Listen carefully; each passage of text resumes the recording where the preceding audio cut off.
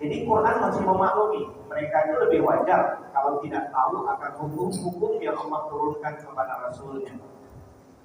Wallahu alimul hakim. Dan Allah maha mengetahui terhadap keadaan mereka itu dan lagi maha bijaksana terhadap apa yang nanti akan Allah berlakukan kepada orang-orang Arab atau orang-orang Arab Badui sekitar kota Madinah. Nah, ayat ini pengantar. Lalu kemudian lanjutannya, ini salah satu sikap mereka di ayat berikutnya. Wa minal ahab may yattakhidhu ma yunfiqu mahraman wa yatarabasu bikumud dawair. Nah ini, di antara orang-orang Arab kota Madinah itu, atau yang tinggal di pinggiran kota Madinah itu, atau di sekitar kota Madinah itu, ada orang yang menjadikan apa yang mereka infakkan itu sebagai sesuatu yang merugikan. Nah, jadi ayat ini ceritanya begini. Dakwah Nabi sebetulnya sudah sampai kepada mereka. Cuma dakwah Nabi itu masih tanggung pendalamannya untuk mereka. Nah, salah satunya adalah bahwa kepada mereka diperintahkan seperti untuk bayar zakat, bersedekah.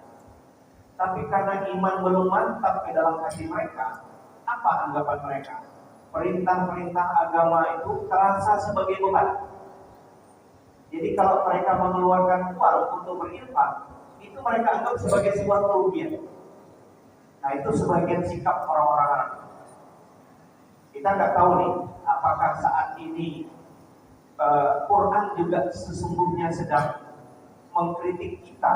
Kadang-kadang kita juga mungkin mengeluarkan sesuatu itu, kalau tidak karena iman kepada Allah, mungkin kita anggap rugi. Bayar zakat itu mungkin rugi. Nah, tapi dulu ini disebut secara tegas oleh Al-Quran, sebahagian sikap orang-orang Arab pinggiran Madinah itu menganggap apa yang mereka infakkan di jalan Allah itu sesuatu beban, merugikan mereka. Mereka anggap maghraman, sesuatu yang menjadi beban dan merugikan mereka.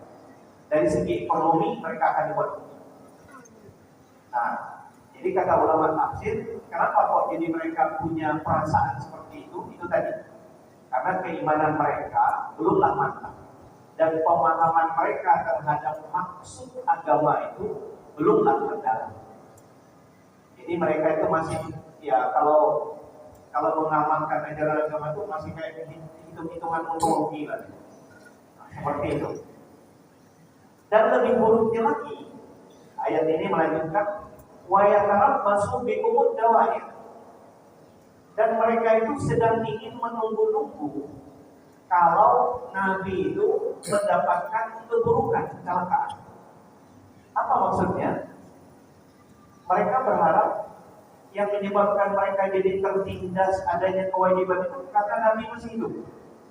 Jadi mereka berharap kalau Nabi Muhammad itu mati atau wafat, maka selesailah kewajiban mereka membayar zakat segala macam. Nah, itu yang mereka harapkan. Mereka tunggu-tunggulah kapanlah Nabi ini wafat, atau kapanlah umat Islam ini kalah. Itu dia. Itu yang mereka harapkan. Sehingga kami ini terbebas dari beban ini. Makanya Bapak Ibu yang saya muliakan, nggak heran kemudian tidak lama setelah Rasul wafat, itu kan umat Islam kan bergejolak.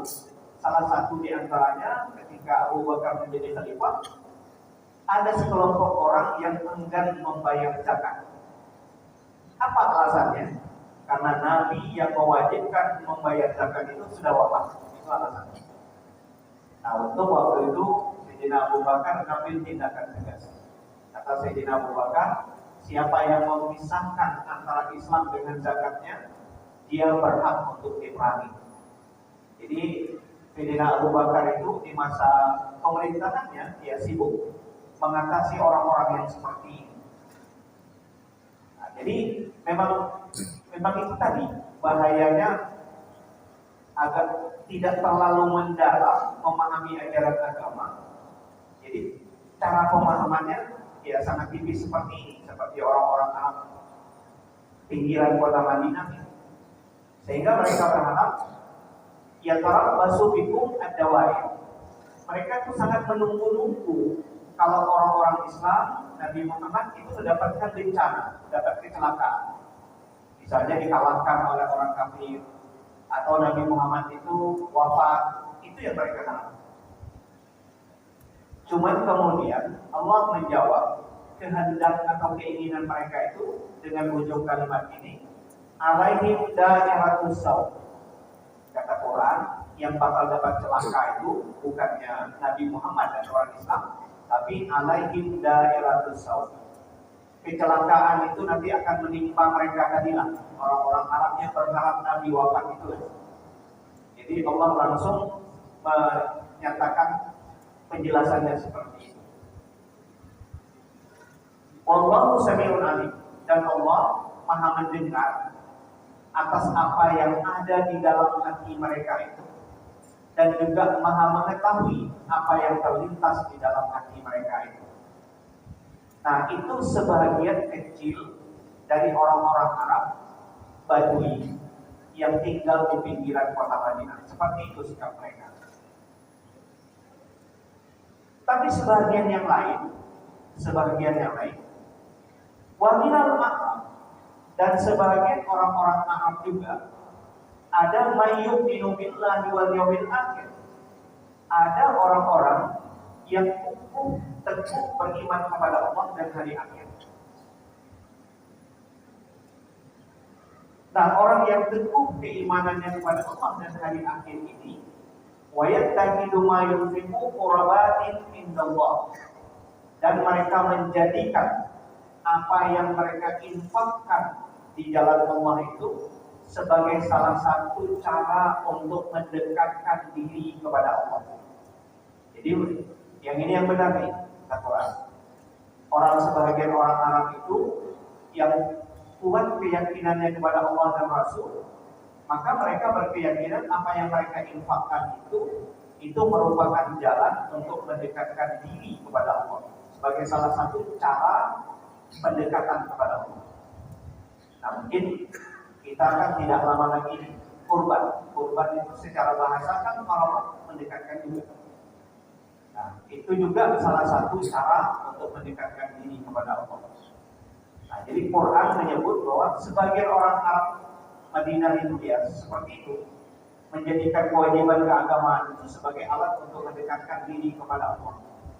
Dan yang kedua, dan yang menarik, wassalawatu Rasul, sebagai sarana mereka untuk mendapatkan doa dari Rasul sallallahu alaihi wasallam. Nah, ayat ini kata ulama tafsir, ini menjadi petunjuk kalau kita mendapatkan infak atau sedekah atau zakat itu disunnahkan, bahkan sebagian ulama mewajibkan yang menerima zakat itu untuk berdoa. Makanya kita diajari kalau terima zakat itu ada doa bagi penerima zakat. Nah, dulu orang-orang yang membayarkan zakat, mengantar zakat itu yang mereka harapkan itu doa dari Rasul. Di ayat yang lain, inna salataka sakanul lahum. Sesungguhnya ya Muhammad, doa yang engkau sampaikan, doa yang engkau ucapkan ketika mereka itu datang meminta doa dan membayarkan zakat, itu efeknya adalah untuk menenangkan jiwa mereka. Itu efek dari doa Rasul itu membuat jiwa mereka menjadi tenang. Nah, ayat ini sama juga. Orang Arab yang baik ini menganggap apa yang mereka infakkan itu sebagai sarana untuk mendekatkan diri kepada Allah dan juga sarana untuk mendapatkan doa dari Rasul. Jadi dapat doa dari Rasul itu nggak sembarang. Tapi setidaknya ayat ini sudah mengajarkan bahwa kepada kita pun ketika kita mendapatkan pemberian orang itu sejatinya disunnahkan paling kurang kata ulama berdoa untuk kebaikan orang yang memberikan kepada kita tersebut. Itu diajarkan dalam ayat ini. Nah, kemudian Al-Quran menjelaskan ala innaha qurbatun lahum. Ketahuilah sesungguhnya apa yang mereka berikan, apa yang mereka infakkan, betul-betullah itu menjadi sarana untuk kedekatan mereka kepada Allah Subhanahu wa taala. Itu betul. Nanti apa hasilnya yang akan mereka peroleh? Sayudkhiluhumullahu fi rahmatih. Allah akan memasukkan mereka ini ke dalam rahmatnya. Ini hampir sepakat ulama tafsir, yang dimaksud Allah memasukkan mereka ke dalam rahmatnya adalah Allah akan memasukkan mereka ke dalam surga. Itu hampir disepakati oleh semua ahli tafsir. Kalau kita rujuk beberapa kitab tafsir seperti itu. Yang dimaksud dengan sayudkhiluhumullahu fi rahmatih, Allah akan memasukkan orang ini ke dalam rahmatnya, artinya Allah akan memasukkan mereka ke dalam surga Allah. Innallaha ghafurur rahim. Karena sesungguhnya Allah Maha Pengampun lagi Maha Penyayang. Lalu kemudian Al-Quran bergeser temanya sedikit. Nah, kita mungkin ini khususnya kalau ada yang sempat belajar studi ilmu hadis. Di dalam ilmu hadis itu ada orang-orang yang disebut as-sabiqun al-awwalun. Orang-orang yang duluan dan pertama masuk Islam. Itu dalam ilmu hadis itu levelnya orang yang tinggi itu dalam pandangan Islam. Nah, siapa kelompok itu? Nah, ayat yang akan kita baca ini menjelaskan itu. Jadi temanya berkaitan dengan orang-orang munafik selesai.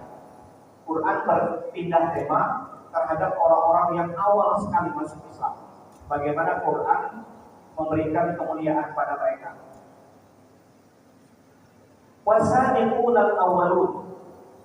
As-sabiqun arti harfiahnya sabaqa, kan mendahului. Makanya kita kalau lomba baca Quran itu musabaqah namanya. Musabaqah itu artinya saling mendahului.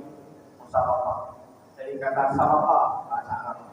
Sabaqa itu mendahului, kalau sabaqa itu berusaha saling mendahului. Nah, lalu kemudian as-sabiqun al-awwalun, orang-orang yang saling mendahului atau orang yang dulu masuk ke dalam Islam, lagi awal masuk ke dalam Islam, dari kalangan muhajirin dan ansar, dan orang-orang yang mengikuti mereka dengan baik. Apa kemuliaan yang Allah berikan? Radhiyallahu anhum wa radu anhu. Allah ridha kepada mereka dan mereka pun ridha kepada Allah. Itu terjemahan harfiahnya seperti itu. Maka kita pelan-pelankan dulu. Siapa yang dimaksud dengan as-sabiqun al-awwalun? Ini terjadi perbedaan pendapat para ahli sejarah, para ulama. Orang-orang yang dianggap as-sabiqun al-awwalun di antara pendapatnya adalah orang-orang yang hijrah pertama kali dari Mekah ke Ethiopia. Ethiopia ke Habasyah waktu itu, belum ke Madinah. Jadi umat Islam itu ketika terpepet mengalami kesulitan dan penindasan di Mekah, perintah Nabi pertama mereka untuk hijrah ke Ethiopia, Habasyah. Nah, kebetulan penguasa Ethiopia itu, penguasa Habasyah itu baik, diterimanya orang Islam di situ, dilindungi. Nah, jadi kata sebagian ulama, mereka-mereka yang hijrah ke Ethiopia itu termasuk yang disebut dengan as-sabiqun al-awwalun. Itu satu pendapat. Sebagian lagi ada ulama yang berpendapat yang dimaksud dengan as-sabiqun al-awwalun itu adalah orang-orang yang berbaiat kepada Nabi pada tahun ke-11 dan ke-12 kenabian. Ini waktu itu Nabi masih di Mekah. Kalau kita buka sejarah, di musim haji tahun ke-11 setelah Nabi diangkat menjadi Rasul, artinya kira-kira 2 tahun sebelum Nabi hijrah, itu datang serombongan jemaah haji dari Madinah. Nah, di antara mereka itu ada 7 orang yang melakukan baiat, janji setia kepada Nabi. Ini kita baca dalam sejarah, mereka itu berjanji untuk mengikuti Nabi dan kemudian berjanji untuk kemudian kalau Nabi pindah ke Madinah, mereka siap melindungi Nabi. Itu yang disebut Bai'ah Al-Aqabah Al-Ula, kesepakatan Aqabah yang pertama. Itu terjadi tahun ke-11 dari kenabian. Nabi masih di Mekah. Tahun berikutnya, tahun ke-12, datang lagi rombongan Madinah itu. Jumlahnya lebih banyak dari tahun yang sebelumnya. Ya, ini tahun ke-12. Ada sekitar, menurut sebagian riwayat, ada sekitar 70 orang laki-laki dan 2 orang perempuan. Baiatnya sama. Mereka berjanji sumpah setia kepada Nabi. Kalau Nabi mau pindah ke Madinah, mereka siap melindungi Nabi. Nah, jadi kata sebagian ulama tafsir, as-sabiqun al-awwalun itu adalah orang-orang yang melakukan perjanjian di 2 baiat itu. Nah, ada pendapat lagi yang ketiga, yang dimaksud dengan as-sabiqun al-awwalun adalah orang-orang yang masuk Islam sampai terjadinya perang Badar. Jadi kita tahu perang Badar itu terjadi tahun kedua Hijrah. Jadi Nabi sudah pindah ke Madinah, tahun kedua terjadi perang Badar. Maka kata sebagian ulama, siapapun yang masuk Islam sampai terjadinya perang Badar, mereka itu semua termasuk kelompok as-sabiqun al-awwalun. Ini orang-orang yang awal masuk ke dalam Islam. As-sabiqun al-awwalun. Nah, lalu kemudian ternyata as-sabiqun al-awwalun ini terbagi 2 kelompok.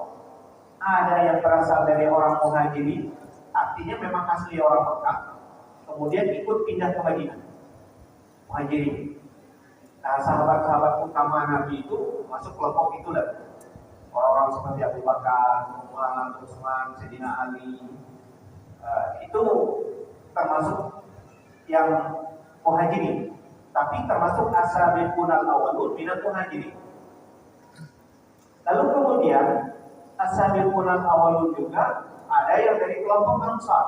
Ini orang Madinah sendiri, tapi mereka adalah orang-orang yang termasuk generasi awal yang kita sebutkan tadi, yang melakukan sumpah setia kepada Nabi pada tahun ke-11 dan tahun ke-12 setelah Nabi diangkat menjadi Rasul.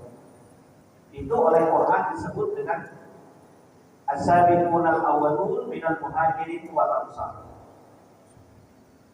Dan yang ketiga, ada kelompok ketiga, wallazina tabauhum bi ihsan. Nah, ini kalimat ketiga ini menimbulkan penafsiran yang luas. Ditambah lagi dengan orang-orang yang mengikuti mereka. Yang dimaksud mengikuti mereka itu artinya yang mengikuti orang Muhajirin dan Ansar. Tapi mereka mengikut dengan ikutan yang baik, patuh, taat, benar mengikuti teladan orang Muhajirin dan Ansar itu. Nah, 3 kelompok ini, kata para ulama dan kata ahli tafsir, radhiyallahu anhu, Allah meridai mereka. Apa yang dimaksud Allah meridai mereka? Penjelasan mayoritas ulama tafsir adalah Allah mengutamakan dan memuliakan mereka. Artinya secara umum, mereka adalah kelompok orang-orang yang dipandang tinggi dan mulia. Nah, makanya di antara mereka itu adalah, kita baca sejarah, ada 10 orang yang oleh Nabi sudah digaransi masuk surga. Jadi di antara yang kaum Muhajirin dan Ansar itu ada orang-orang atau sejumlah sahabat yang Nabi masih hidup, Nabi memberitakan mereka bahwa mereka itu sudah dijamin masuk surga. Nah, dari kelompok ini mereka itu.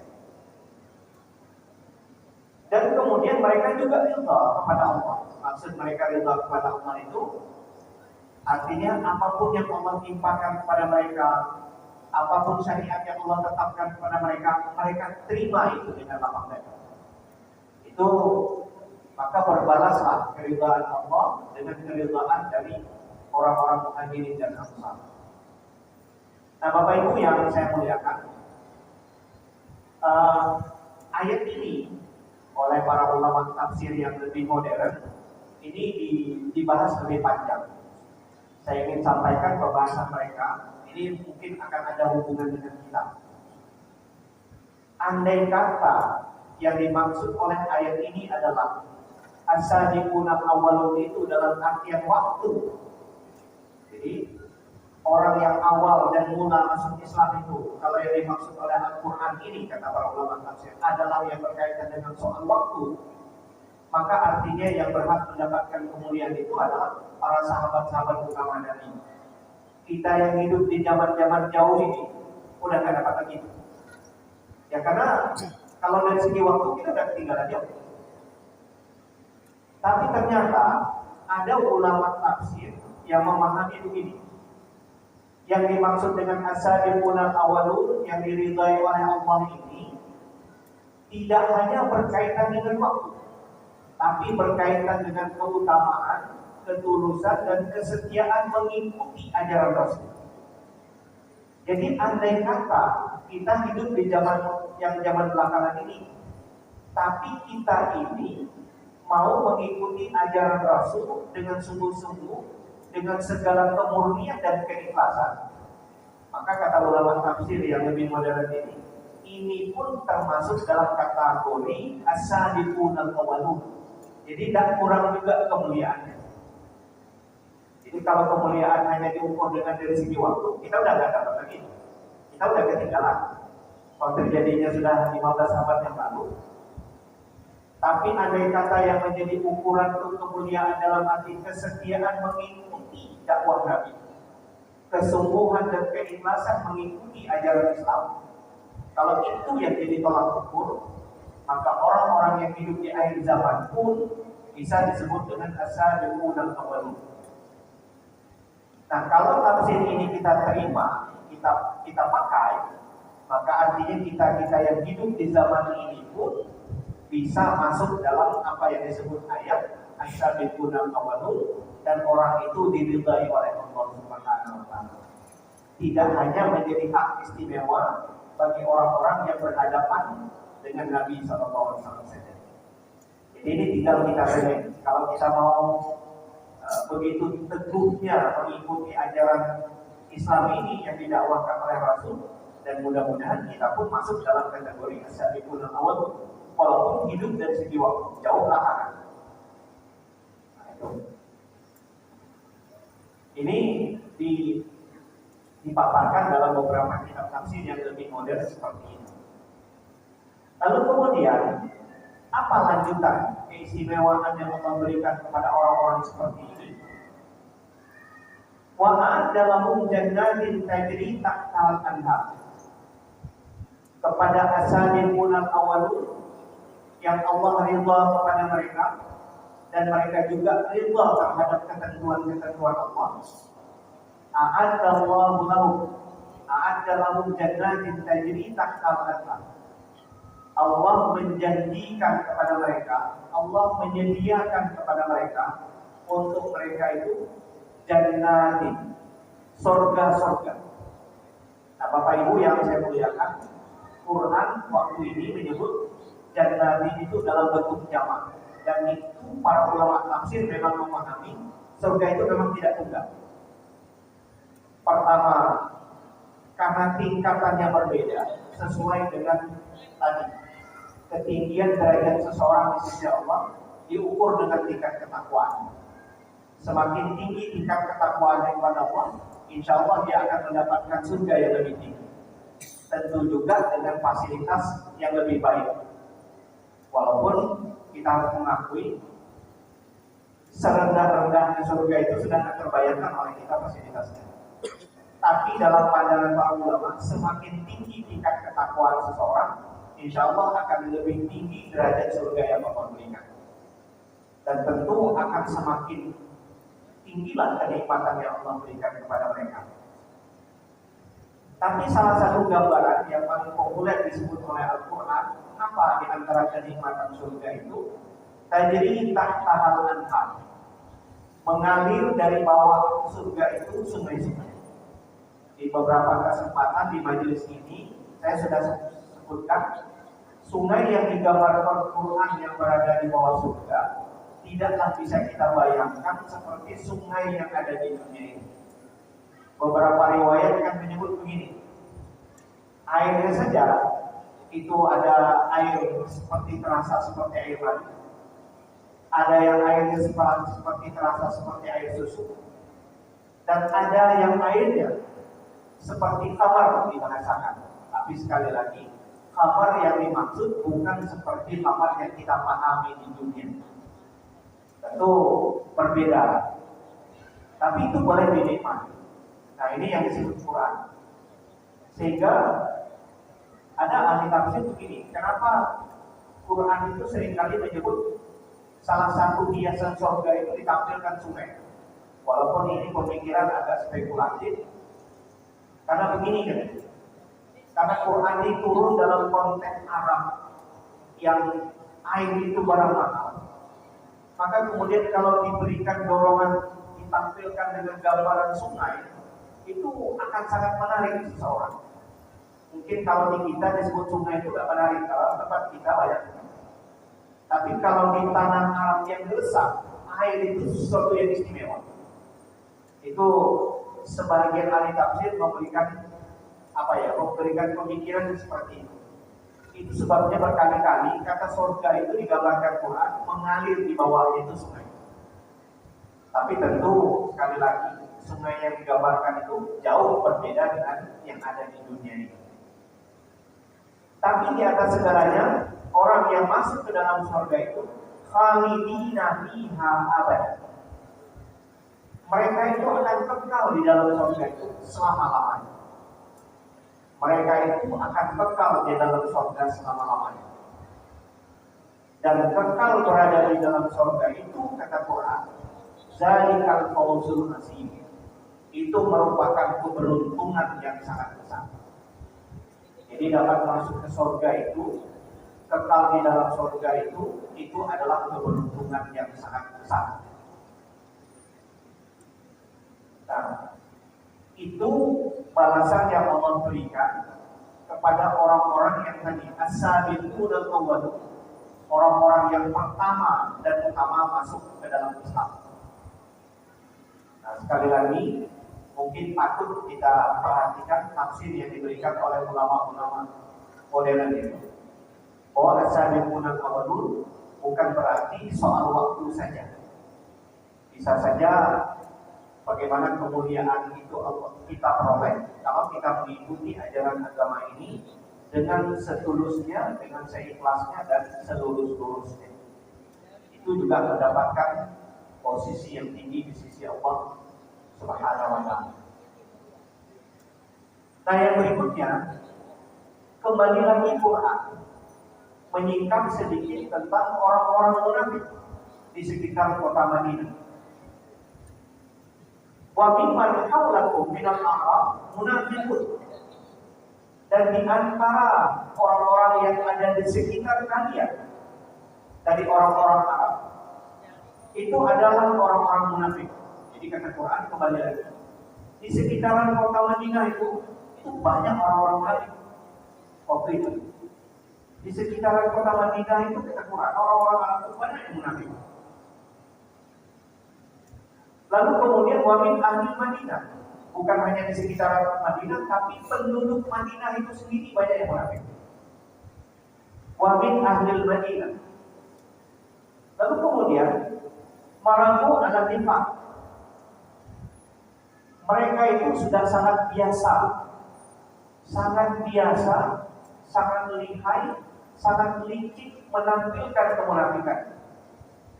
Sehingga Nabi Muhammad yang begitu cerdas itu pun la ta'lamu, kamu ya Muhammad tidak tahu satu persatu mereka itu. Saking pandainya mereka mengemas kemunafikan itu, Nabi Muhammad yang sebegitu cerdas saja tak terbaca siapa yang munafik. Tapi kata Quran, nahnu na'lamu. Tapi kami kata Allah tahu siapa-siapa mereka. Satu persatu kami tahu siapa yang di dalam hati mereka itu munafik. Nabi tidak tahu karena mereka sangat lihai memainkan sikap munafiknya itu. Tapi yang jelas nanti kata Quran sanu'azibuhum marratain. Kami akan azab mereka itu dengan 2 kali azab. 2 kali azab itu sebagian ulama tafsir menyebut pertama begini. Nanti mereka akan dikalahkan dan kemudian akan terusir dari kota Madinah. Itu azab pertama. Dan yang kedua, azab kedua adalah akan mereka nikmati ketika mereka nanti ada di padang mahsyar atau di hari kiamat. Summa yuraduna ila azabin azim. Kemudian mereka itu nanti keseluruhannya akan dikembalikan kepada azab yang sangat pedih, yaitu di akhirat nanti. Nah, ayat ini merupakan ancaman secara terbuka oleh Al-Quran terhadap orang-orang munafik yang ada di sekitar kota Madinah dan di kota Madinah sendiri. Dan memang faktanya tidak lama setelah ayat ini turun, satu demi satu orang-orang munafik itu mulai menampakkan sikapnya. Nah, saat itulah kelihatan gelang masing-masing. Orang Yahudi sudah mulai menjadi pengkhianat. Orang-orang yang menjadi pengikut dia melakukan perjanjian dengan orang Yahudi. Nah, makanya kemudian terjadi perang Khandaq atau perang Ahzab. Saat itu terbukalah kartu-kartu munafik itu semua. Selesai perang Ahzab, semua mereka diusir keluar dari kota Madinah. Jadi ayat ini seolah-olah memancing mereka itu keluar. Nah, Bapak Ibu yang saya muliakan, mungkin ini yang dapat saya sampaikan dalam kesempatan ini. Mudah-mudahan ini bermanfaat. Billahi taufiq wal hidayah. Assalamualaikum warahmatullahi wabarakatuh. A'udzubillahi minasyaitonir rajim. Bismillahirrahmanirrahim. Alhamdulillahirabbil alamin wassalatu wassalamu ala asyrofil mursalin sayyidina maulana Muhammadin wa ala alihi wa sahbihi ajmain.